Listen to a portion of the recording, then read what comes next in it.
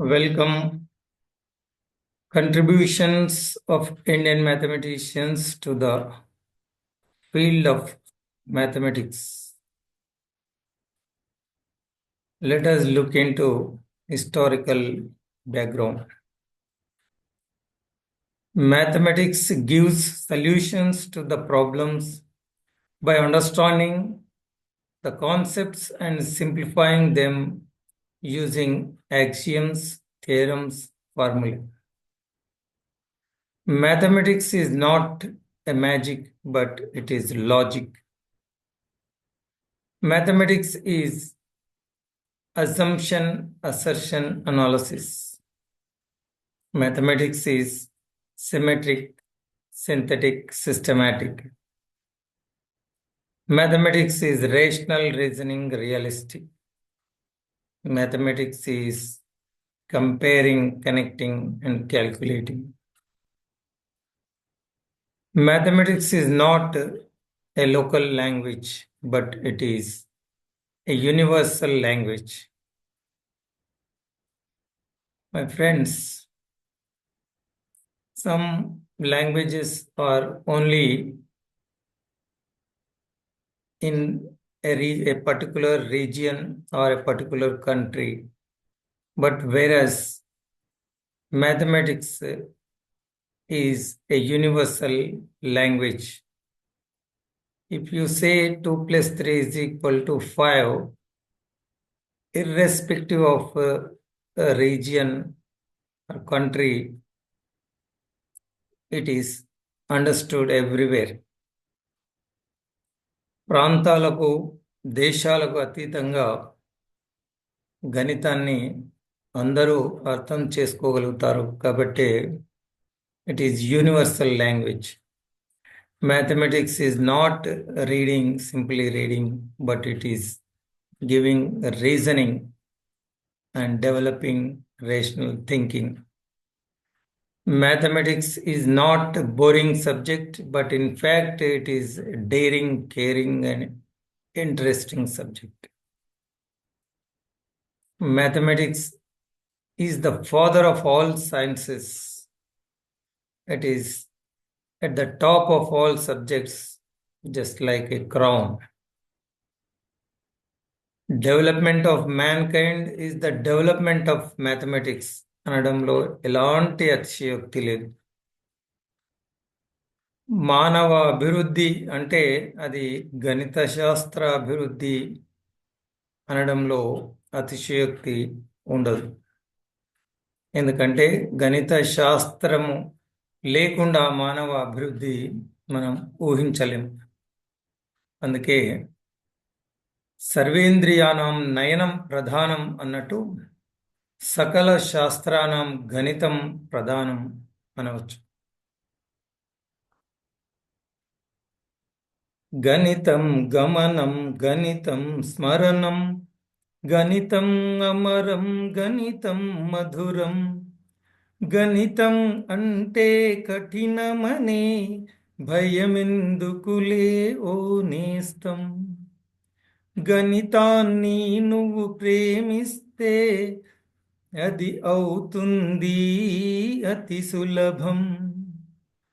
నీ కష్టాలనైనా కన్నీళ్ళనైనా కడతేర్చేది గణితమురా, కల నెరవేర్చేది గణితమురా. గణితం ప్రాణం గణితం మానం గణితం ప్రాణం గణితం మానం. గణితాన్ని నువ్వు నేర్చుకొని జీవన గతిని మార్చుకుందాం. గణితాన్ని నమ్ముకొని జీవిత లక్ష్యం చేరుకుందాం. నీ బంగారు భవితకు బాటలు వేసే ఆయుధమే ఈ గణితమురా, దివ్యౌషధమే ఈ గణితమురా.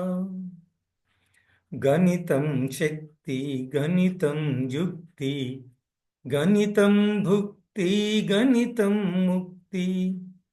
గణితాన్ని నువ్వు సాధన చేస్తే నీ మెదడు పదునెక్కు. ఏ సమస్యకైనా పరిష్కారము అవలీలంగా నీ మనసుకు తట్టు. గణితం అంటే ఓ మత్తు, అది తరగని చెరగని గమ్మత్తు. నీ ఆనందానికి ఐశ్వర్యాని మూలమంత్రము గణితమురా. ముమ్మాటికి నిజమిది గణితమురా. గణితం గమనం, గణితం స్మరణం, గణితం అమరం, గణితం మధురం. గణితం అంటే కఠినమని భయమెందుకులే ఓ నేస్తం.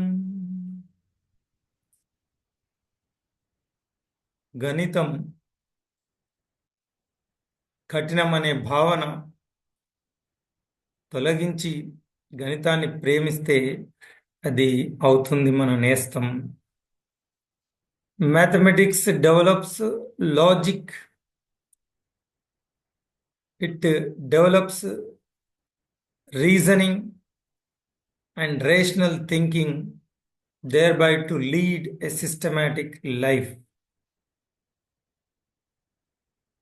Mathematics gives courage and confidence to face any kind of problems, not only in mathematics, but also in our life.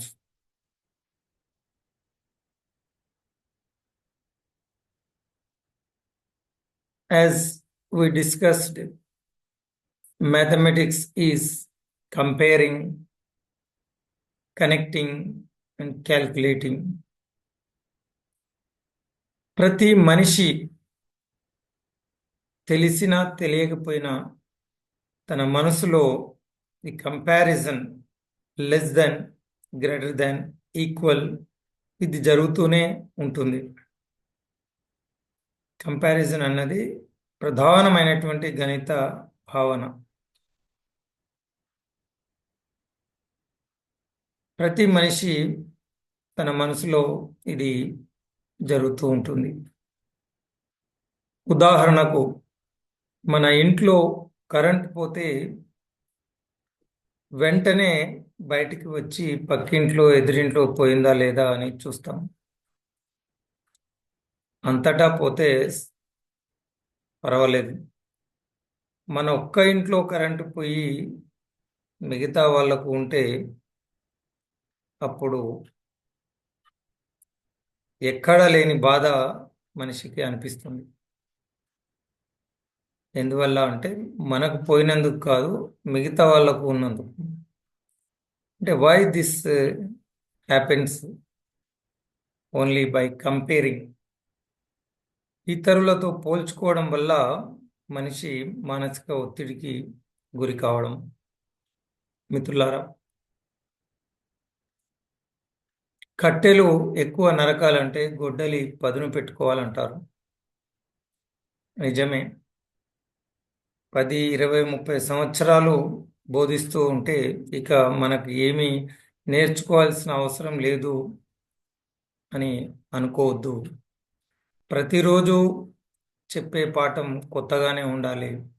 ప్రతిరోజు ఉపాధ్యాయుడు నేర్చుకుంటూనే ఉండాలి. అందుకే ఉపాధ్యాయుడు నిత్య విద్యార్థి. A teacher should be a continuous learner. So it is lifelong learning. Teaching is nothing but it is a lifelong learning. అప్పుడే మనం విద్యార్థులకు కొత్త విషయాలు చెప్పగలుగుతాం. So we have to update our knowledge every day. మిత్రులారా, ఒక పులి పిల్లను గొర్రెల మందలో పెంచితే అది గొర్రె లాగా ప్రవర్తిస్తుంది. దాని అస్తిత్వం దానికి తెలియదు.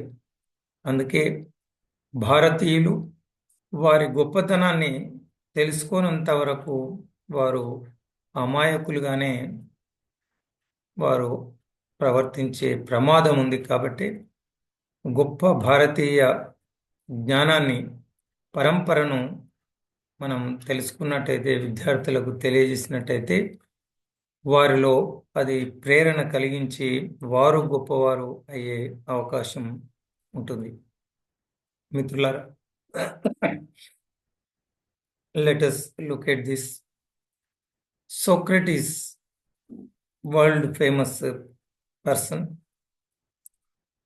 he was given poison to death for revealing some facts in the year 399 BC, before Christ.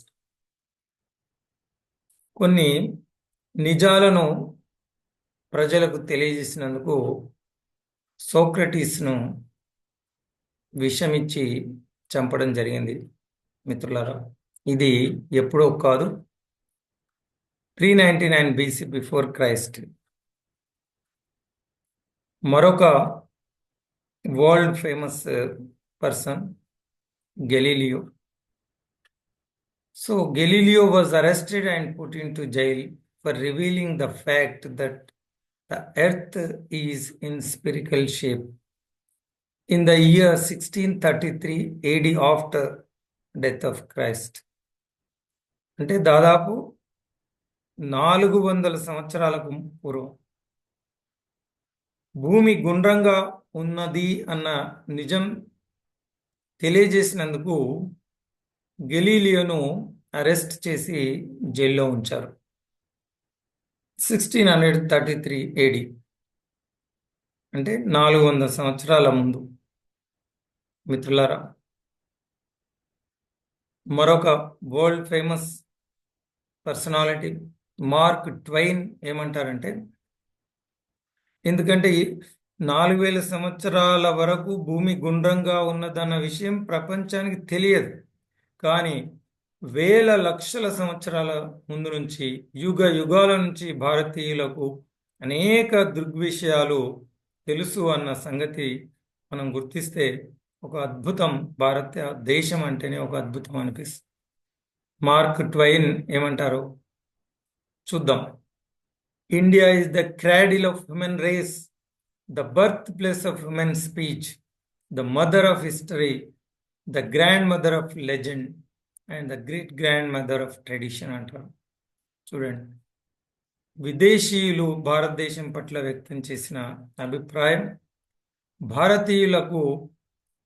భారతీయులమైనందుకు we should feel proud of being Indians, such a great country India. So all time great. Albert Einstein మాటల్లో what he says about India, Einstein says, we owe a lot to the Indians who taught us how to count, without which no worthwhile scientific discovery would have been made అంటారు. ప్రపంచం భారతదేశానికి ఎంతో రుణపడి ఉంది. భారతీయులు లెక్కించడం గనక ప్రపంచానికి నేర్పించకుండా ఉన్నట్టయితే అనేక గొప్ప శాస్త్రీయ ఆవిష్కరణలు జరిగి ఉండేవి కావు అంటారు ఆల్బర్ట్ ఐన్స్టీన్. అది ముమ్మాటికి నిజం.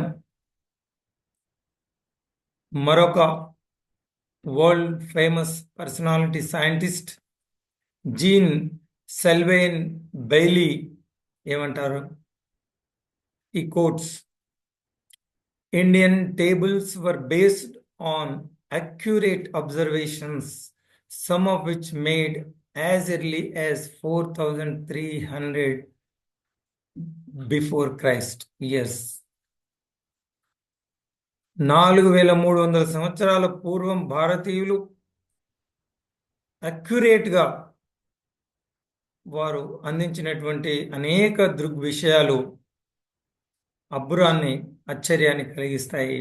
వాటిని ఆధారం చేసుకునే నేను అనేక విషయాలు తెలుసుకున్నాను అంటారు. ఇక మరొక world famous mathematician scientist Laplace ఏమంటారంటే, I quote, I find my theory that at the Indian epoch of 3101 years before Christ, The apparent and annual mean motion of Saturn was 12 degrees 12 minutes 14 seconds. భారతీయులు లెక్కించినటువంటి శని గ్రహం యొక్క దాని position, దాని గమనం భారతీయులు 3100 సంవత్సరాల పూర్వం ఇంత ఖచ్చితంగా లెక్కించడం జరిగింది అని ఆశ్చర్యపోతారు లాప్లాస్. అందుకే అచ్చపు చీకటింట్ల పొరులాడుచునుండ ప్రపంచమెల్ల నీ పచ్చని తల్లి గుమ్మములపై వెలిగెన్మని దీపికల్ కనన్ వచ్చిన కండ కండముల వారికి తీరునట్లుగా బిచ్చము పెట్టె భారత సవిత్రి ప్రియంబున రెండు చేతులన్. ప్రపంచం కళ్ళు తెరియకముందే ఆది మానవులుగా జీవిస్తున్న కాలంలో భారతదేశంలో అంగట్లో రతనాలు అమ్మినారట, ఇచ్చట అగ్గిపెట్టెలో పట్టు చీరలెల్లారట, రాతిలో రాగాలు పలికించినారట, రాగాలతో రాళ్ళు కరిగించినారట. అద్భుతమైన శాస్త్ర సాంకేతిక పరిజ్ఞానం ఈ దేశంలో వెల్లివిరిసింది. చచ్చిన జాతి కాదు మరి చావదు వేయి యుగాలకైనా, వెన్నిచ్చిన జాతి కాదు పరుగెత్తు విరోధుని పిల్చి కౌగిటగుచ్చిన జాతిరా ఇది. మరుత్తరు శాఖలతోడ హాయిగా అచ్చన కాయలాడుకొనెరా మన కీర్తిలతామ తల్లికల్. అంత గొప్ప ఘనమైన చరిత్ర మనకుంది. మన జాతీయత మంటగల్పుకొని నిర్మర్యాద నీచ ప్రవర్తనకున్ లోబడి పారతంత్రమునకున్ దాసుండవై నీ పురాతన విజ్ఞాన విశేషేముచి అసత్యం వంచు శంకింపగాచనునే నీ ప్రియ భారతము ప్రపంచ ఖ్యాతినార్జింపదే. ఒకవైపు ప్రపంచం అబ్బురపడి భారతదేశాన్ని అభినందిస్తూ ఉంటే, మరి భారతీయులమైన ప్రతి ఒక్కరం గర్వపడాల్సిన విషయం. కేవలం 400 సంవత్సరాలకు ముందు భూమి గుండ్రంగా ఉన్నదన్న విషయం తెలుసుకోలేని ప్రపంచం వేల లక్షల కోట్ల సంవత్సరాలకు పూర్వం భూమి గురించే కాదు, భూగోళం అన్న ప్రస్తావన కాదు, గ్రహాల గురించి, వాటి స్థితి, వాటి గతి, వాటి పరిమాణం గురించి భారతీయులకు తెలుసు. We are the masters of astronomy. Our ancestors know not only the earth but also about all the planets and stars. They studied, they observed, they calculated the size of each planet and the position and their motion with utmost accuracy. అంటే అద్భుతం అనిపిస్తుంది. ఎలాంటి శాస్త్ర సాంకేతిక పరిజ్ఞానం లేకపోయినా, satellite technology లేకుండా మరి వేల సంవత్సరాలకు ముందు భారతీయులు అనేక దృగ్విషయాలను, ఖగోళ శాస్త్రాన్ని, గ్రహాలను, నక్షత్రాల గురించిన అద్భుతమైన పరిజ్ఞానాన్ని, ఇది భారతీయ గణిత శాస్త్ర పరిజ్ఞానానికి పరాకాష్ట. ఇది ప్రపంచాన్ని అబ్బురపరిచే, ఆశ్చర్యపరిచే మహాద్భుతమైనటువంటి విషయం. ఎవరికి అంతుచుక్కైనటువంటి ఒక అద్భుతం మిత్రులారా. అందుకే యుగ యుగాల చరిత్ర భారతదేశానికి ఉంది. కాలానికి అతీతమైనటువంటి, even time cannot calculate immemorial time నుంచి మనకు మన చరిత్ర అందజేయబడింది. మరి పుస్తకాలు, ప్రింటింగ్ మిషన్స్ రాకపూర్వమే మరి గురు శిష్య పరంపరగా ఆది నుంచి ఈ జ్ఞానం అందజేయబడుతుంది. కలియుగం calculation, this is all absolute mathematics. కలియుగం 4,32,000 సంవత్సరాలు, 4,32 years ద్వాపర యుగం 8,64,000 ఇయర్స్, త్రేతాయుగం 12,96,000 ఇయర్స్, కృతయుగం 17,28,000 ఇయర్స్. అంటే కలియుగానికి 2 టైమ్స్ ద్వాపర యుగం, కలియుగానికి 3 టైమ్స్ త్రేతాయుగం, కలియుగానికి 4 టైమ్స్ కృతయుగం. ఈ 4 యుగాలు కలిపి ఒక మహాయుగం అంటారు. That is 43,20,000 years is one Mahayuga. 72 Mahayugas is called Manvantara, and 14 Manvantaras is called one Kalpaka. కల్పము అంటే సృష్టి జరగడం. ఇలా 14 మన్వంతరాలు, 14 సార్లు సృష్టి జరిగి తిరిగి అంతమైపోతే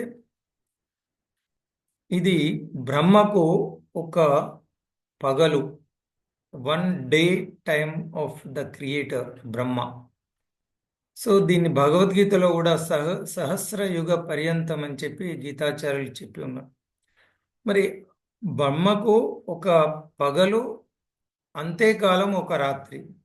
ఆ తర్వాత ఒక రోజు గడిచిన తర్వాత మళ్ళీ బ్రహ్మ సృష్టి ప్రారంభిస్తారు. అది మళ్ళీ తిరిగి 14 మన్వంతరాలు అంటే సహస్రయుగ పర్యంతం, 1000 సంవత్సరాలు అది కొనసాగిన తర్వాత తిరిగి మహాప్రలయంలో సృష్టి అంతమవుతుంది, మళ్ళీ సృష్టించడం జరుగుతుంది. ఇలా బ్రహ్మకు కూడా ఆయుష్ ఉంది అని, అలా 100 సంవత్సరాలు అయితే ఆ బ్రహ్మ మరొక వయసు అయిపోతుంది, మరి కొత్త బ్రహ్మ రావడం జరుగుతుంది.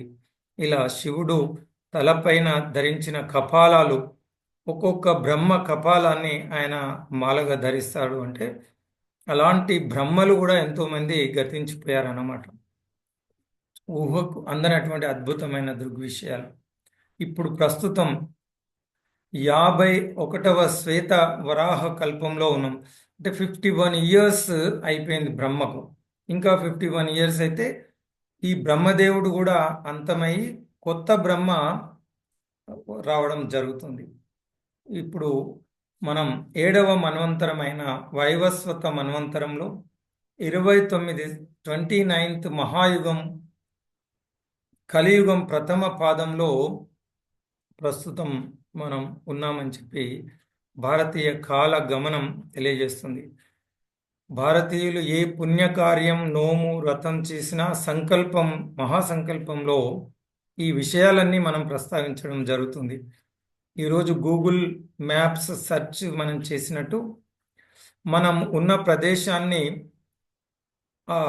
భగవంతునితో మన అడ్రస్, ఎక్కడ మనం ఎవరు, ఎక్కడ ఉండి మనం ఎందుకోసం వ్రతము, నోము చేస్తున్నాం అన్నది మహాసంకల్పం. అందులో ఇవన్నీ ప్రస్తావిస్తాం. అంటే మనువు కూడా, ఇప్పుడున్న మనువులు అంతరించిపోతారు. అందుకే 14 మన్వంతరాలు. అందులో ఇప్పుడు 7వ మనువు, అంటే ఇంతకు పూర్వమే 7 మంది మనువులు అంతరించారన్నమాట. ఇప్పుడు 7వ మనువు అంటే మొదటి ఆది మనిషి అని అర్థం. ఆయన సంతతే మనుషులు. మనుషులందరికీ ముందున్నవాడు మనువు. ఒక కొత్త మానవ జీవితాన్ని, ఒక పద్ధతి, సమ్ రూల్స్, రెగ్యులేషన్స్ను ఒక సివిలైజ్డ్ సొసైటీ గురించి అందించిన వ్యక్తి మనువు అంటాం. ఇప్పుడు మనం రాజ్యాంగం మనం రాసుకున్నట్టు మన కోసం ఆ రోజు పరిస్థితులకు అనుకూలంగా రూల్స్ అండ్ రెగ్యులేషన్స్ను పెట్టడం ఒక రకంగా ఆనాటి రాజ్యాంగం. సో అది 7వ మన్వంతరం. ఇప్పుడు మనం సంకల్పంలో ఇవన్నీ చెప్తాం. వైవస్వత శ్వేత వరాహ కల్పే వైవస్వత మన్వంతరే కలియుగే ప్రథమ పాదే జంబూద్వీపే మేరోరు దక్షిణ దిగ్భాగే కృష్ణా గోదావరి మధ్య అని చెప్పి మనం ఎక్కడ నిలుచొని, ఎక్కడ ఉండి మన ఇల్లు మనం ప్రార్థన చేస్తున్నామో భగవంతునికి సైంటిఫిక్గా మనం తెలియజేసే అద్భుతమైన జ్ఞానం ఇది పూర్వీకులు మనకు అందించింది. మిత్రులారా, ఇదంతా మ్యాథమెటిక్స్. అందుకే ఈరోజు अपना इतिहास उलटकर, अपना अतीत को पढ़कर, अपना भवितव्य समझकर हम करें गणित का चिंतन. So now let us look at the history of mathematics. History before and after Lord Macaulay. Macaulay ప్రపంచ మేధావుల్లో ఒకరైతే మెకాలే కంటే ముందు చరిత్ర, మెకాలే తర్వాత చరిత్రగా మనం దీన్ని చూసినట్టయితే in 1835 2nd February Macaulay's speech in the British Parliament on 2nd February 1835. ఒక్కసారి దాన్ని మనం చూస్తే భారతదేశం యొక్క గొప్పతనం మనకు అర్థమవుతుంది. Before British came to India, India was richest country. రత్నగర్భ, జగద్గురువు భారతదేశం.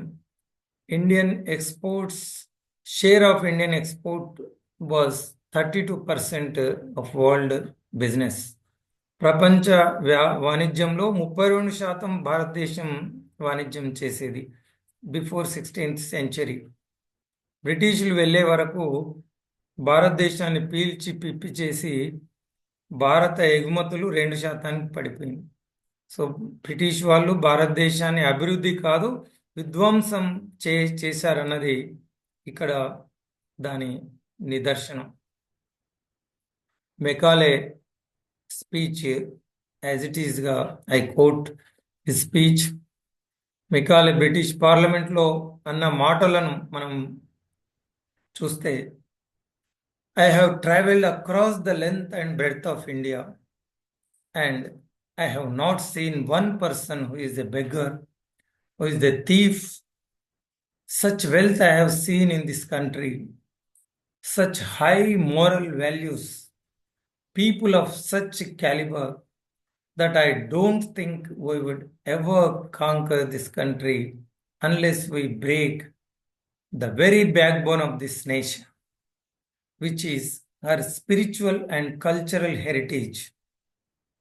And therefore, I propose that we replace our old and ancient education system, our culture, for if the Indians think that all that is foreign and English is good and greater than their own, they will lose their self-esteem, their native self-culture, and they will become what we want them, a truly dominated nation అంటారు.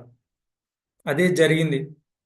భారతదేశం గొప్పతనం ఒక్క భారతదేశం అంతా పర్యటిస్తే ఎక్కడ ఒక భిక్షగాడు కానీ ఒక దొంగ కానీ నాకు కనిపించలేదు.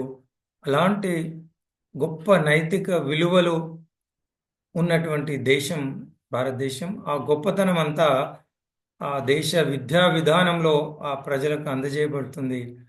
ప్రతి ఒక్కరూ ధర్మంగా జీవించడం, ప్రతి ఒక్కరూ తృప్తిగా ఉండడం, మరి అది ఆ దేశం యొక్క సాంస్కృతిక వారసత్వం, ఆధ్యాత్మిక జ్ఞానం, అది విద్య ద్వారా అందజేయబడుతుంది.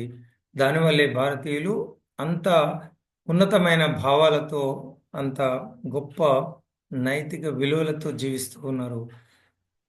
ఆ విద్యా విధానాన్ని తొలగించి, అదే ఆ దేశానికి వెన్నుపూస, ఆ విద్యా విధానాన్ని మనం తొలగించి కొత్త విద్యా విధానాన్ని ప్రవేశపెట్టి భారతీయులు వారి గత వైభవాన్ని మర్చిపోయేలా చేసి విదేశీ వస్తువులు కానీ విదేశీ ఏదైనా తమ కంటే గొప్ప అన్న భావన వాళ్ళలో నెలకొల్పడానికి విద్యా విధానాన్ని మార్చాలి. మార్చడం వల్ల భారతీయులు మనం అనుకున్న విధంగా వాళ్ళ ఆత్మవిశ్వాసం, సెల్ఫ్ ఎస్టీమ్, ఆత్మగౌరవం, ఆత్మాభిమానాన్ని కోల్పోతారు. తద్వారా వారు బానిస భావజాలంతో విదేశీయులు అంటే గొప్పవారు, విదేశీ వస్తువులు అంటే గొప్పవి అనే భావన కలిగి ఉంటారు. కాబట్టి అది మనకు కావాల్సింది. అలాంటి బానిస భావజాలాన్ని పాదుకొల్పడానికి నేను కొత్త విద్యా విధానాన్ని ప్రవేశపెడుతున్నాను అని చెప్పి మెకాలే మహానుభావుడు బ్రిటిష్ పార్లమెంట్లో చెప్పి, అక్కడి నుంచి మన గొప్పనైనటువంటి భారతీయ విద్యా విధానాన్ని విధ్వంసం చేయడం, అక్కడి నుంచి భారతీయుల గొప్పతనాన్ని భారతీయులకు తెలియకుండా చేయడం, ఒక బానిస భావజాలం కలిగినటువంటి విద్యా విధానాన్ని అవలంబించడం వల్ల తెలియకుండానే భారతీయుల్లో ఆ భావన నెలకొల్పబడింది. అందుకే ఫారెన్ మోజు, విదేశీయ వస్తువులన్నా, విదేశీయులన్నా, విదేశాలన్నా ఒక గొప్ప భావన, స్వదేశం పట్ల, స్వదేశీ పరిజ్ఞానం పట్ల చులకన భావన వారు మనలో నింపడం జరిగింది. ఈరోజు స్వాతంత్రం వచ్చినప్పటికీ ఆ బానిస భావం అన్నది ఇంకా అక్కడక్కడ మనకు కనిపిస్తుంది. అందుకే కొందరు భారతదేశం పట్ల గౌరవాన్ని కాకుండా విదేశీ వస్తువులు, విదేశాల పట్ల, విదేశీ వ్యక్తుల పట్ల, విదేశీ సంస్కృతి పట్ల తెగ గౌరవాన్ని చూపిస్తూ, మరి అదే కన్నతల్లి లాంటి మన భారతదేశం పట్ల, భారత సంస్కృతి సంప్రదాయాల పట్ల చిన్న చూపు అన్నది మనం చూస్తూ ఉంటాం. అది సరైంది కాదు. మన అస్తిత్వం, మన గొప్పతనం మనం తెలుసుకున్నప్పుడు ప్రతి భారతీయుడు గర్వించదగ్గటువంటి గొప్ప వారసత్వం మనకుంది మిత్రులారా. ధర్మం, అర్థం, కామం, మోక్షం పూలుగా విరిసిన పుణ్య సంస్కృతి, సత్యం, జ్ఞానం, త్యాగం, శీలం ప్రతిధ్వనించే పంచమశ్రుతి. ఇది భారతి కర్మభూమి, ధర్మభూమి, పుణ్యభూమి, జగద్గురువు మన భారతదేశం మిత్రులారా. నలంద, తక్షశిల ప్రపంచ ప్రఖ్యాతిగాంచినటువంటి విశ్వవిద్యాలయాలు ఆ రోజే వేల మంది విదేశీయులు భారతదేశంలో చదివారు. వాటిని ధ్వంసం చేసి వాటిని తగలబెడితే నలంద విశ్వవిద్యాలయ లైబ్రరీ పుస్తకాలను తగలబెడితే 6 నెలలు అవి పుస్తకాలు తగలబడ్డాయి, మండిపోయాయి. అంటే ఎలాంటి గొప్ప మనం సంపద అంటే తిరిగి పొందొచ్చు, కానీ జ్ఞానాన్ని కోల్పోయాం, మనం ఆ పుస్తకాలను కోల్పోయాము. ఆలోచించండి. అందుకే ఈ జ్ఞానం పవిత్రమైనటువంటిది. భగవత్ సృష్టి, వేదాలు జ్ఞాన భాండాగారాలు, వేదాలు అపౌరుషేయాలు. శృతి అంటాం, అంటే అది భగవత్ దత్తాలని చెప్పి భగవంతుడి నుంచి స్వయంగా భగవంతుడు మనకు అందించినటువంటి జ్ఞానంగా మనం భావిస్తాం. అందుకే సత్యం, జ్ఞానం, అనంతం బ్రహ్మ అంటుంది తైత్రీయ ఉపనిషత్తు. భగవంతుడే జ్ఞానం, జ్ఞానమే భగవంతుడు. భగవంతుడైనటువంటి నారాయణుని నుండి సమస్త జ్ఞానం ఆ బ్రహ్మకు అందజేయబడింది. బ్రహ్మ మానస పుత్రుడైనటువంటి వశిష్ఠునికి బ్రహ్మ ద్వారా జ్ఞానం అందజేయబడితే, వశిష్ఠుని కుమారుడైన శక్తికి వశిష్ఠుని ద్వారా, శక్తి నుండి ఆయన కుమారుడైన పరాశరునికి, పరాశరుని కుమారుడైన వేదవ్యాసునికి, వేదవ్యాసుని కుమారుడైన శుకబ్రహ్మకు, ఆ శుకబ్రహ్మ శిష్యుడైన గౌడపాదాచార్యులకు, గౌడపాదాచార్యుల శిష్యులైన గోవిందాచార్యులకు, గోవిందాచార్యుల శిష్యులైన ఆ అవతారమూర్తి ఆదిశంకరులకు, ఆదిశంకరుల ద్వారా భారతదేశం 4 దిశలలో శంకరాచార్యులు స్థాపించినటువంటి ఆ పీఠాల ద్వారా గురు శిష్య పరంపరగా ఈ జ్ఞానం ఆ సాక్షాత్తు సూర్యనారాయణ మూర్తి నుంచి ఈరోజు పరంపరగా ఈ దివ్య జ్ఞానం మనకు అందజేయబడుతుంది. అందుకే నారాయణ సమారంభం వ్యాస శంకర మధ్యమం అస్మదాచార్య పర్యంతం వందే గురు పరంపరం అంటాం.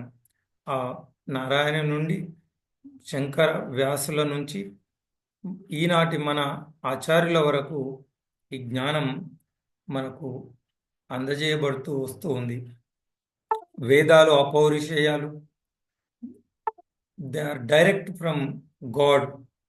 అయితే అలాంటి వేదాలకు 6 అంగాలు, 6 limbs ఆఫ్ వేద: శిక్ష, కల్ప, వ్యాకరణ, నిరుక్త, ఛందస్సు, జ్యోతిష్యం అన్నవి they are the 6 limbs of Vedas. వేదాల యొక్క 6 అంగాలుగా వీటిని చెప్పడం జరిగింది. అయితే వీటన్నిటిలో కూడా అంతర్భాగంగా ఉన్నటువంటి గణిత శాస్త్రం అన్నిట్లలో గణిత శాస్త్ర ప్రస్తావన, గణిత శాస్త్రం యొక్క ప్రయోజనం మనకు అన్నిట్లలో కనిపిస్తుంది మిత్రులారా.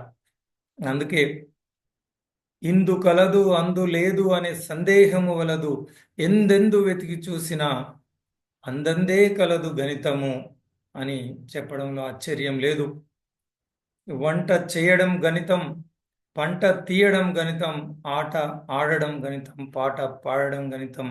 మిత్రులారా, అన్ని రంగాలలో ఈరోజు విద్య, వైద్యం, వాణిజ్యం, వ్యవసాయం, చిత్రలేఖనం, లలిత కళలు, శాస్త్ర సాంకేతిక పరిజ్ఞానం అంతటా ఈరోజు కిచెన్ నుంచి మరి యుద్ధభూమి వరకు, అంతరిక్షం నుంచి సముద్రం వరకు, అగ్గిపుల్ల నుండి మనం ఆటం బాంబు వరకు ఎక్కడ చూసినా ఈరోజు గణిత శాస్త్రం లేని అణువు నుండి ఆ బ్రహ్మాండం వరకు, అండపిండ బ్రహ్మాండం అంతా నిండి నిమిడీకృతమై ఉన్నది గణిత శాస్త్రం.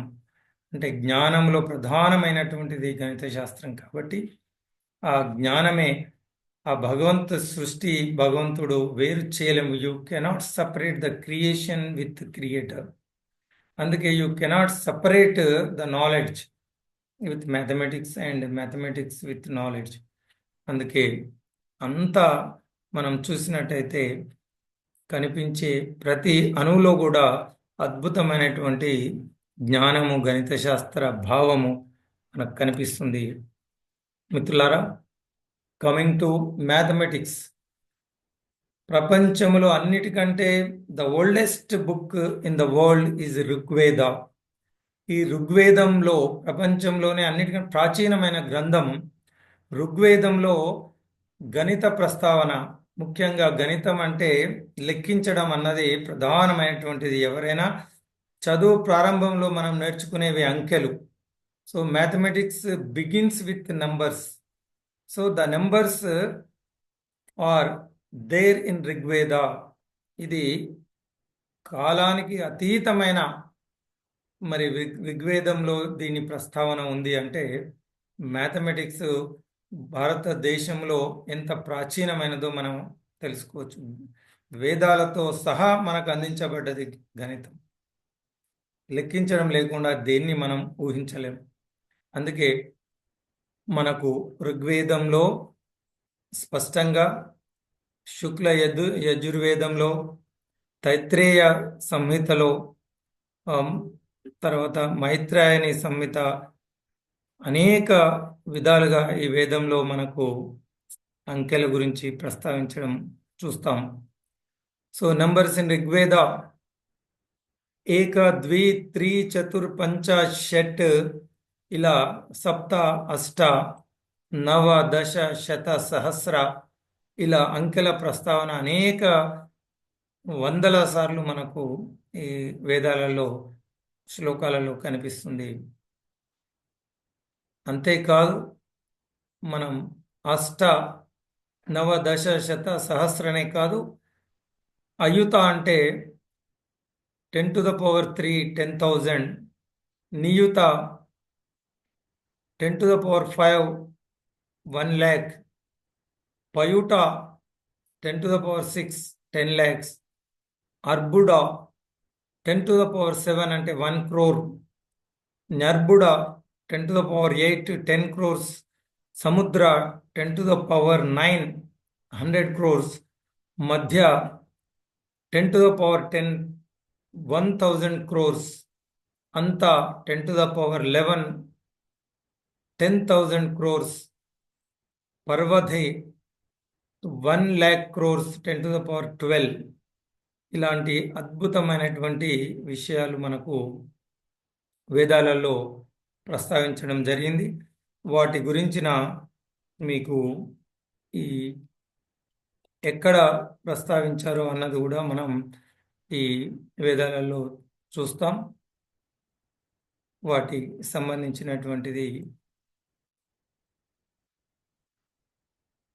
శతంతే అయుతం హయనన్ ద్వి త్రిని చత్వారి క్రమ, ఇలాంటి శ్లోకాలు వాటి ఈ కరెక్ట్గా వేదాలలో ఎక్కడ వీటి గురించి ప్రస్తావించారు అన్న విషయం కూడా మనం గమనించవచ్చు మిత్రులారా.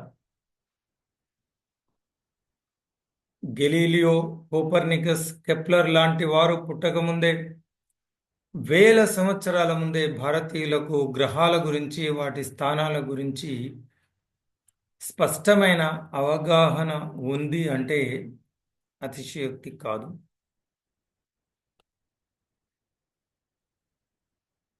భూగోళం, దాంతో పాటు నవగ్రహాలు, భూమిపైన వాటి ప్రభావం, నక్షత్ర మండలాల గురించి స్పష్టమైన అవగాహన, వాటి పరిమాణం, సైజు, వాటి రేడియస్ పైని కనిపెట్టినటువంటి విషయం మనందరికీ తెలుసు.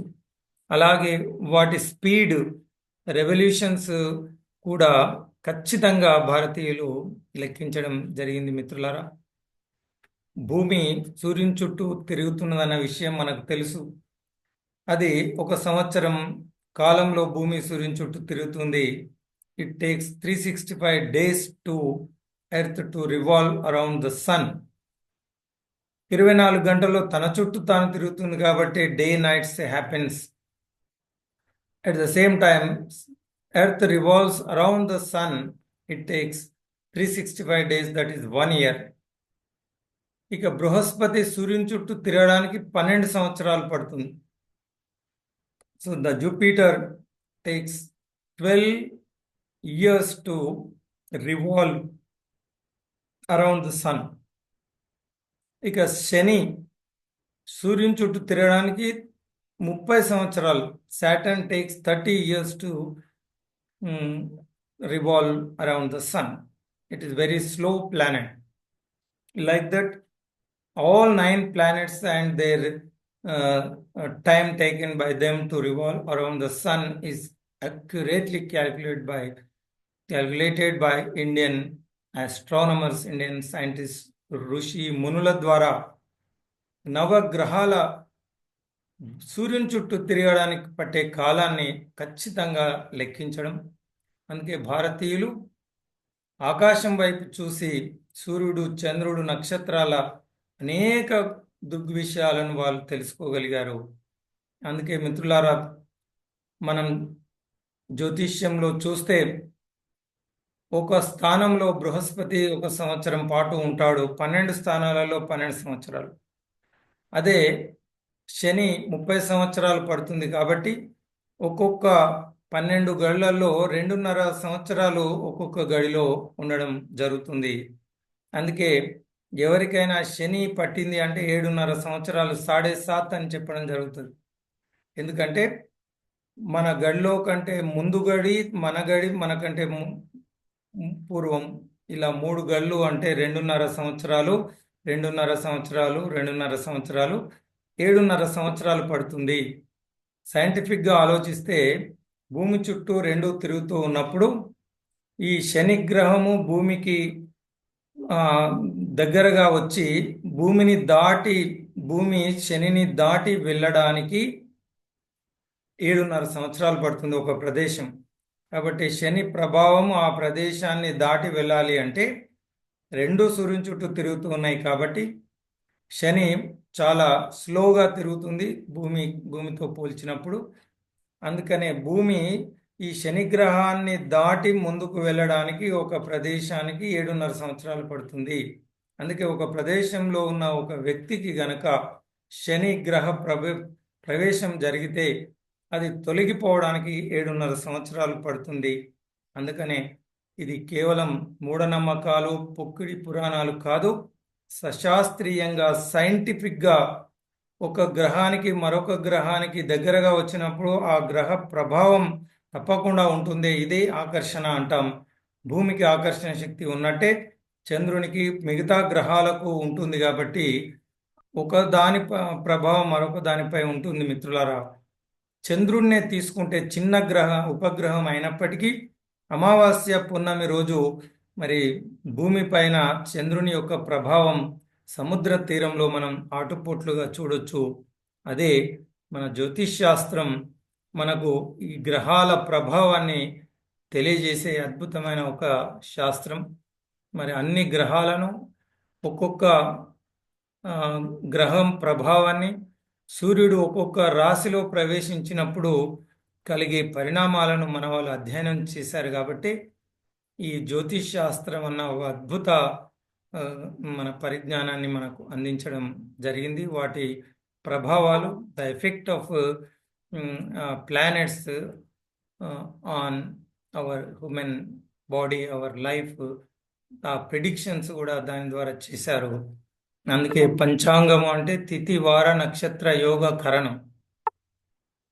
27 స్టార్స్ నక్షత్రాలు, ఒక్కొక్క నక్షత్రానికి 12 రాసులు, మరి ఒక్కొక్క నక్షత్రానికి 4 పాదాలు కాబట్టి 27 × 12 108 అవుతుంది. ఈ 108 అందుకే పవిత్రమైనటువంటి సంఖ్యగా మన పెద్దలు భావించడం ఎందుకు అంటే దాని వెనకాల ఇంత శాస్త్రీయ సైంటిఫిక్ రీజన్ ఉందన్నమాట. 108 అన్నది. సో 27 × 12 108 అవుతుంది. అదేవిధంగా రాశి కూటంలో 9 ఉంటాయి. ఒక్కొక్క రాశి మనకు మరి 12 రాసులు, ఒక్కొక్క రాశికి 9 పాదాలు కాబట్టి 12 × 9 మనకు 108 అవుతుంది.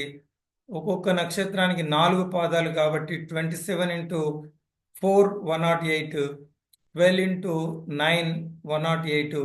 అదేవిధంగా సంస్కృత భాషలో 54 లెటర్స్ మహాప్రాణాలు, 54 అల్ప ప్రాణాలు రెండు కలిపి 108. మనిషి శరీరంలో 108 మర్మస్థానాలు గుర్తించడం జరిగింది.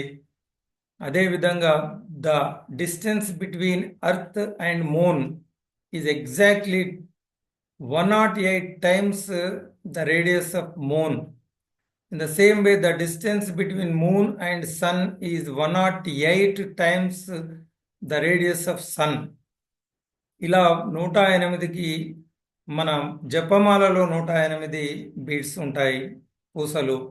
ఇలా 108 భారతీయుల జీవితంలో పవిత్రమైనటువంటి సంఖ్య. ఆ 108 అంటే 1 + 0 + 8 9 అవుతుంది. 9 కూడా లక్కీ నెంబర్గా పరిగణిస్తారు. అందుకే 9ని కలిపినా హెచ్చివేసినా the sum of the digits always becomes 9. So 9 is also treated as very lucky number. In fact, 108 is most auspicious number. The reason behind the 108 is such a wonderful thing, my dear friends. So, భారతీయులు చంద్రుణ్ణి observe చేయడము, సూర్యుని observe చేయడం ద్వారా అనేక దృగ్విషయాలను తెలుసుకోవడం జరిగింది. So our Indian calendar is based on such scientific reasons, such logic is there behind Indian calendar. So every 5 years కు మనకు నెల అంటే చంద్రుడిని నెలవంక అంటాం, నెల అంటాం. ఇక మాసము అంటే నెల, సూర్యం. సో మనకు సూర్యమానము, చంద్రమానం రెండు ఉన్నాయి. ఒక నెలలో మరి ఒక పౌర్ణమి మనకు ఎలా వస్తుందో అదేవిధంగా మనకు సూర్యుడు అమావాస్య కావచ్చు. ఈ విధంగా చంద్రుణ్ణి మనం అబ్జర్వ్ చేస్తే సంవత్సరంలో 12 నెలలలో 12 పౌర్ణమిలు మనం చూస్తాం. అయితే 5 సంవత్సరాల్లో ఏం జరుగుతుంది అంటే 62 పౌర్ణములు వస్తాయి, 60 మనం మాసాలు వస్తాయి. అంటే 12 × 5 12 60. 60 నెలలలో 62 మనకు పౌర్ణములు వస్తాయి. కాబట్టి ఈ 2 పౌర్ణములు అధికంగా 5 సంవత్సరాలలో రావడం వల్ల మనం ప్రతి 3 సంవత్సరాలకు దీన్ని అడ్జస్ట్ చేయడానికి అధిక మాసాన్ని మనం గణనం చేయడం జరుగుతుంది. అధిక మాసం ఎందుకు వస్తుంది అంటే ప్రతిదీ మనం శాస్త్రబద్ధంగా తీసుకుంటాం కాబట్టి ప్రకృతిలో జరిగే పరిణామాలు, మనం ప్రకృతిలో నక్షత్రాలు భూమి తిరుగుతూ ఉన్నప్పుడు సూర్యుడు ఒక్కొక్క నక్షత్ర కూటమిలో కనిపిస్తాడు కాబట్టి దాన్ని ప్రస్తావించడం జరుగుతుంది. చంద్రుడు కూడా పౌర్ణమి నుండి తగ్గుతూ వస్తూ ఉంటాడు. ఒకరోజు చంద్రుడు ఏ సమయంలో కనిపిస్తాడో మరుసటి రోజు ఆ సమయానికి 45 నిమిషాల తర్వాత 48 మినిట్స్ తర్వాత కనిపిస్తాడు. అందుకే 48 minutes is treated as one ముహూర్త. ఇది ఎగ్జాక్ట్ క్యాల్కులేషన్. ఇది సైంటిఫిక్గా గ్రహాలు నక్షత్రాల గమనాన్ని అనుసరించి యూనివర్స్లో విశ్వంలో జరుగుతున్న మార్పును అనుకూలంగా మన కాల గణనం అన్నది చేయబడ్డది. ఖచ్చితంగా దాని వెనకాల అంతా రీజన్ ఉంది మిత్రులారా. ఇక మొదటి సూర్యగ్రహణం ఎప్పుడు మనకు ఇది నిర్ధారించబడింది, గమనించబడింది. అంతకుముందు జరగవచ్చు, కానీ సాక్ష్యాల ద్వారా సూర్యగ్రహణాన్ని ప్రస్తావన ఎక్కడ ఉంది అంటే మళ్ళీ దీని గురించి అత్రి మహర్షి మొట్టమొదటిసారి ఈ సూర్యగ్రహణాన్ని ప్రస్తావించడం ఋగ్వేదంలో. దీని ప్రస్తావన ఋగ్వేద 5.40.6లో దీని ప్రస్తావన ఉంది. ఇది ప్రపంచంలో మొట్టమొదటి సూర్యగ్రహణం యొక్క ప్రస్తావన మనకు ఋగ్వేదంలో కనిపిస్తుంది మిత్రులారా. దీని గురించి అద్భుతమైన పరిశోధన తన గ్రంథంలో ఎవరో కాదు, మనందరం లోకమాన్య బాలగంగాధర్ తిలక్. ఆయన కేవలం స్వాతంత్ర సమరయోధుడనే మనకు చాలా మందికి తెలుసు, కానీ ఆయన గొప్ప ఆధ్యాత్మికవేత్త, is also a very good scientist. ఆయన చాలా అద్భుతమైన విషయాలు, ఆధ్యాత్మికవేత్త కూడా. ఆయన మాండలే జైల్లో ఉన్నప్పుడు గీతా భాష్యం రాశారు. 6 సంవత్సరాలు ఆయనను మాండలే జైల్లో వేస్తే, జైల్లో ఉండి అద్భుతమైన గ్రంథం. Still it is treated as one of the best commentaries on Bhagavad Gita.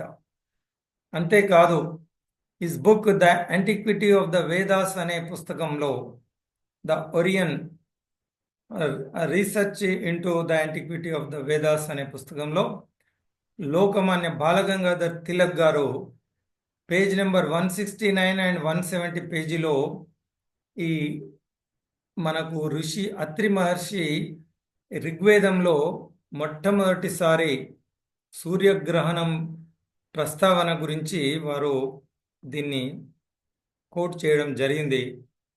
దీన్నే కన్ఫర్మ్ చేస్తూ the Mayank Vahia Tata institute of fundamental research వారు దీన్ని కన్ఫర్మ్ చేయడం జరిగింది. Atri's eclipse as described in the Rigveda. దాని date exactly they calculated the date. దీన్నే national astronomical observatory of Japan, Mitaka, Tokyo, Japan వారు కూడా దీన్ని ఈ డేట్ను కన్ఫర్మ్ చేయడం జరిగింది. మై డియర్ ఫ్రెండ్స్, ఇది 19th October 3811 before Christ and 22nd October 4202 before Christ. ఈ సూర్యగ్రహణము క్రీస్తు పూర్వం 22 అక్టోబర్ 4202 సంవత్సరంలో జరిగింది అని చెప్పి ఈ మొట్టమొదటి అత్రి మహర్షి ప్రస్తావించినటువంటి సూర్యగ్రహణాన్ని ఆధునిక పరిజ్ఞానంతో జపాన్ నేషనల్ ఆస్ట్రానామికల్ అబ్జర్వేటరీ వాళ్ళు, అదేవిధంగా Indian institute of fundamental research వాళ్ళు దీని కన్ఫర్మేషన్ కూడా చేయడం జరిగింది. అంటే ఇది ఎంత గొప్ప మనకు గర్వకారణమో.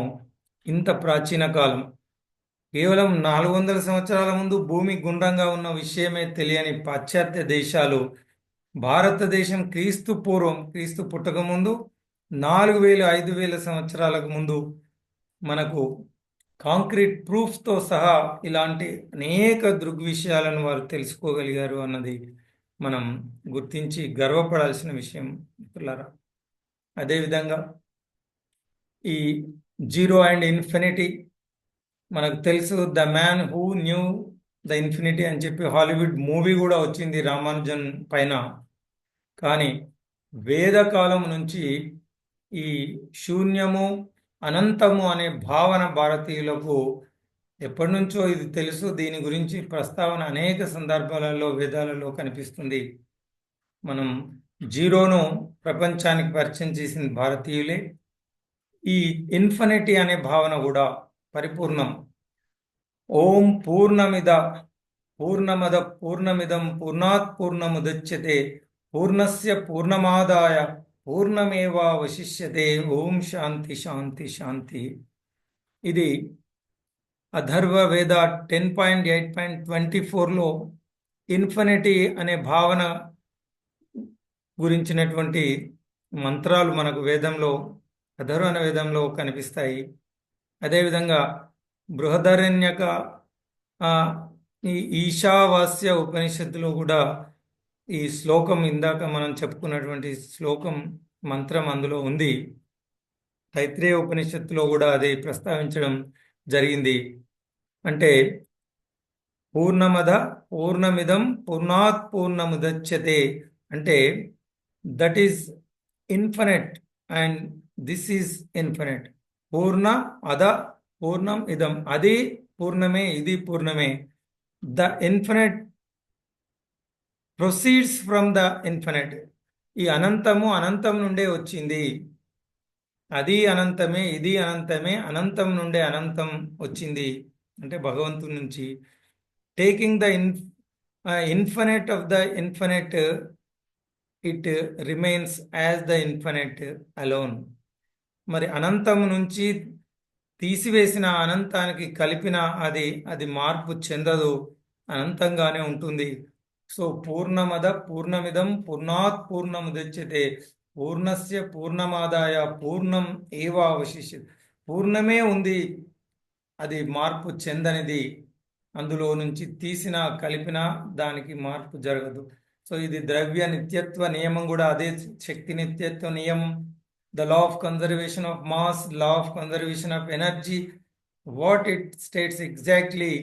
So you cannot change the infinite. What is infinite అంటే if you add anything to infinite or if you subtract anything from the infinite, it remains infinite.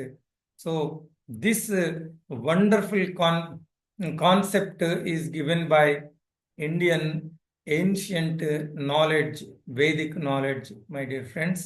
So అదే విధంగా ఈ పూర్ణము అనే భావన శూన్యము భావన కూడా తెలియజేస్తుంది.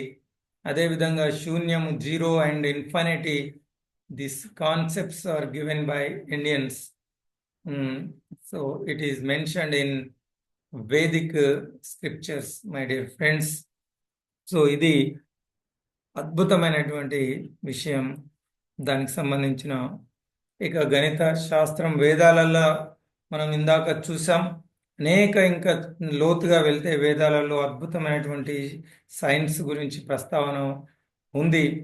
మరి వస్తువులను తయారు చేయడం కావచ్చు, యంత్రాలను తయారు చేయడం కావచ్చు, వైమానిక శాస్త్రం నుంచి, రసాయన శాస్త్రం నుంచి అనేక విషయాలు అందులో ప్రస్తావించడం జరిగింది మిత్రులారా. So our talk is limited to the mathematics. కాబట్టి మనం ఈ జ్యోతిష్యంలో ప్రధానమైనది కాలాన్ని గణనం చేయడం కాబట్టి, వాటి దూరాలను లెక్కించడం కాబట్టి, ఇది absolute mathematics involved in this process. So if you take the way back to రామాయణంలో ఈ గణిత శాస్త్ర, ఖగోళ శాస్త్ర, జ్యోతిష్ శాస్త్ర ప్రస్తావన చాలా సందర్భాల్లో ఉంటుంది. వాల్మీకి మహర్షికి అనేక విషయాలు తెలుసు కాబట్టే ప్రకృతి కావచ్చు, ఋతువుల గురించి కావచ్చు, ఖగోళ శాస్త్రం గురించి కావచ్చు, నక్షత్రాల గురించి, శకున శాస్త్రం గురించి అనేక విధాల ప్రస్తావన మనకు రామాయణంలో కనిపిస్తుంది. కాబట్టి అదేవిధంగా రావణాసురుడు కూడా, రావణ సంహిత అనే పుస్తకం కూడా చాలా విషయాలను మనకు పరిచయం చేస్తుంది. అదేవిధంగా సుగ్రీవ అట్లాస్ అని చెప్పి ఈ మధ్య if you go and search on YouTube, you find lot of scientific information, proofs about Ramayana and Mahabharata.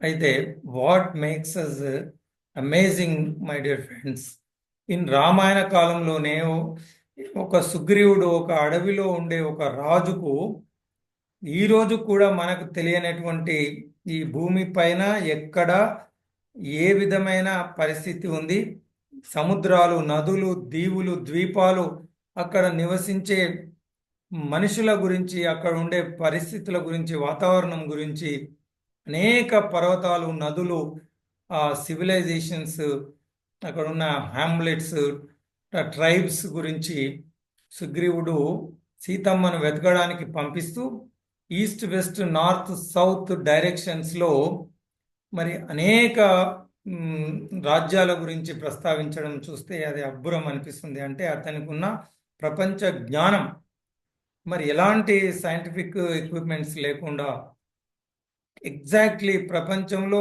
మారుమూల ప్రాంతాల గురించి సుగ్రీవుడు చెప్పడం, ఈనాటికి అవి రీసెర్చ్ చేస్తే బయటపడుతూ ఉన్నాయి.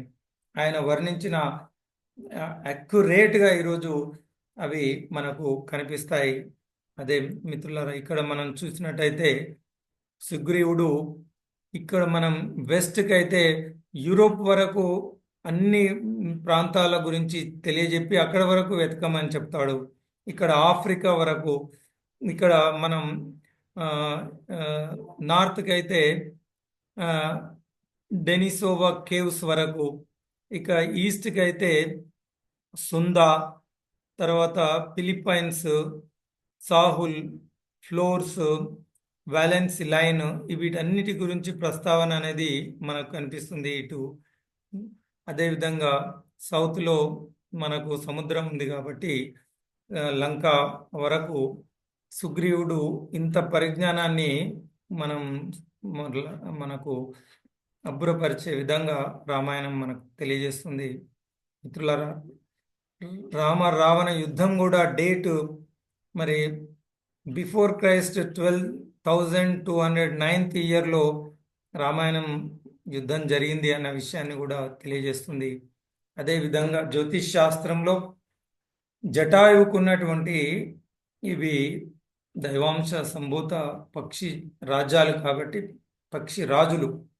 జటాయువు సీతమ్మను కాపాడే ప్రయత్నం చేసి మరి నేల కొరిగినప్పుడు తన కొన ఊపిరిలో ఉన్నప్పుడు రామునితో జటాయువు చెప్పినటువంటిది, సీతమ్మ అపహరణ జరిగినటువంటి ముహూర్తంలో ఏ వస్తువు అపహరణ జరిగినా 1 సంవత్సరంలో అది తిరిగి వారికి లభిస్తుంది అని చెప్పి రామునికి సీతమ్మ దొరుకుతుంది, సంవత్సరం లోపు మళ్ళీ నువ్వు సీతమ్మను పొందుతావు అని చెప్పడం, మరి ఇది జ్యోతిష్ శాస్త్రము గొప్పతనము. అది జటాయువు రామునికి చెప్పే విషయాన్ని మనం ఈ సందర్భంగా గుర్తించాలి. అదేవిధంగా ఇక మహాభారత విషయానికి వస్తే ఇందులో గణిత శాస్త్ర సంబంధించినటువంటి అనేక దృగ్విషయాలు. మహాభారతం అంటే ఇది పంచమ వేదం. అనేక నీతి, ధర్మం, మానవులు, కుట్రలు, కుతంత్రాలు అన్నీ మహాభారతంలో మనకు కనిపిస్తాయి. అదేవిధంగా మరి గణిత శాస్త్రం యొక్క ప్రస్తావన మహాభారతంలో చాలా సందర్భాలలో వస్తుంది. చదరంగం ఆడడం కావచ్చు, ఆటలు ఆనాటికే మన వాళ్ళకు తెలుసు, అద్భుతమైన చదరంగం, జూదం. అదేవిధంగా జూదంలో ఓడిపోయిన తర్వాత ధర్మరాజు అరణ్యవాసంలో ఒక ముని వద్ద మ్యాథమెటిక్స్ నేర్చుకున్నాడట. దాన్నే అక్షయ జ్ఞానం అంటారు పెద్దలు. ధర్మరాజుకు ఈ అక్షయ విద్య ఆయన సొంతమైన తర్వాత అద్భుతమైనటువంటి శక్తి సామర్థ్యాలు ధర్మరాజుకు లభించాయి. ఒక చింత చెట్టు దగ్గర వెళ్ళి చూసి దానికి ఆకులను లెక్కించే గొప్ప పరిజ్ఞానం ధర్మరాజుకు లభించింది. అది యుద్ధం అయిపోయిన తర్వాత పాండవులు ధృతరాష్ట్రం దగ్గరికి వెళ్ళినప్పుడు ధృతరాష్ట్రుడు ధర్మరాజుతో అంటాడు, మా కొడుకు దుర్యోధనుని వల్ల లక్షలాది మంది ప్రాణ నష్టం జరిగింది, చనిపోయారు అని ధర్మరాజుతో అన్నప్పుడు ధర్మరాజు ఎన్ని లక్షల మంది సైనికులు చనిపోయారు, ఎన్ని గుర్రాలు, ఎన్ని ఏనుగులు, ఎన్ని రథాలు మహాభారత యుద్ధంలో ధ్వంసం చేయడం జరిగిందో ఖచ్చితమైన లెక్కలతో సహా ధృతరాష్ట్రునికి చెప్పినట్టు మనకు మహాభారతంలో ఉంది. అప్పుడు ధృతరాష్ట్రుడు ఆశ్చర్యపోయి ఇవి ఎలా లెక్కించడం సాధ్యమైంది ధర్మరాజా అంటే, అప్పుడు తాను నేర్చుకున్న, ఒకసారి మోసపోయి జూదంలో ఓడిపోయాను కాబట్టి మరొకసారి అలా మోసపోకూడదు అని చెప్పి నేను అరణ్యవాసంలో ఈ అద్భుతమైన మ్యాథమెటిక్స్ అక్షయ జ్ఞానాన్ని నేర్చుకున్నాను అంటాడు. అదేవిధంగా వారు జూదంలో పెట్టిన కండిషన్ 11 సంవత్సరాలు అరణ్యవాసం, 1 సంవత్సరం అజ్ఞాతవాసం. ఈ అజ్ఞాతవాసంలో వాళ్ళను పట్టుకోవాలని చెప్పి దుర్యోధనుడు మరి ఈ విరాట రాజు పైన దండయాత్ర చేయడం, ఆ ఉత్తర దిశలో ఉన్న గోవులను అపహరించి వెళ్తూ ఉంటే మహావీరుడైనటువంటి అర్జునుడు వారి గాంధీవాన్ని చెట్టు మీద నుంచి, జమ్మి వృక్షం నుంచి తీసి ఉత్తరుణ్ణి సారథిగా పెట్టి సమస్త కురు సైన్యాన్ని ఓడించిన విషయం మనకు ఉత్తర గోగ్రహణం తెలియజేస్తుంది. అర్జునుడిని చూసి దుర్యోధనుడు, ఇది అజ్ఞాతవాసం పూర్తి కాలేదు, మనం అర్జునుడిని పాండవులను గుర్తించాం కాబట్టి పెట్టిన నియమం ప్రకారం, కండిషన్ ప్రకారం తిరిగి వారు 11 సంవత్సరాల అరణ్యవాసం చేయాల్సి ఉంది అని చెప్పినప్పుడు భీష్ముడు కాలాన్ని, టైంను లెక్కించి 11 సంవత్సరాలు అధిక మాసంతో పాటు అరణ్యవాసము, 1 సంవత్సరం అజ్ఞాతవాసము నిన్నటికే పూర్తి అయ్యింది అని చెప్పి భీష్ముడు ఆ క్యాలెండర్ను క్యాలిక్యులేట్ చేసి దుర్యోధనునికి చెప్పడం అన్నది మహాభారతంలో ఉంది. అంటే క్యాలిక్యులేషను, క్యాలెండరు, టైము అనేక సందర్భాలుగా మరి భారతం 5000 సంవత్సరాల ముందు జరిగితే ఆనాటికి మన భారతీయులకు ఇలాంటి గణిత శాస్త్రం పట్ల అంత వారికి పరిజ్ఞానం ఉన్నది అన్నది మనకు ఇవన్నీ నిదర్శనాలు. They are all concrete proofs we have with us. అదేవిధంగా మహాభారత యుద్ధంలో పాండవులు 7 అక్షోని సైన్యాలతో కౌరవుల వద్ద 11 అక్షోని సైన్యాలు పాల్గొన్నాయని చెప్పి 18 అక్షోని సైన్యాలు 18 రోజులు మహాభారత యుద్ధాన్ని జరిపాయి.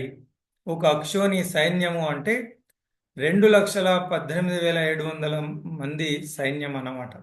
2,18,700 soldiers in one akshoni.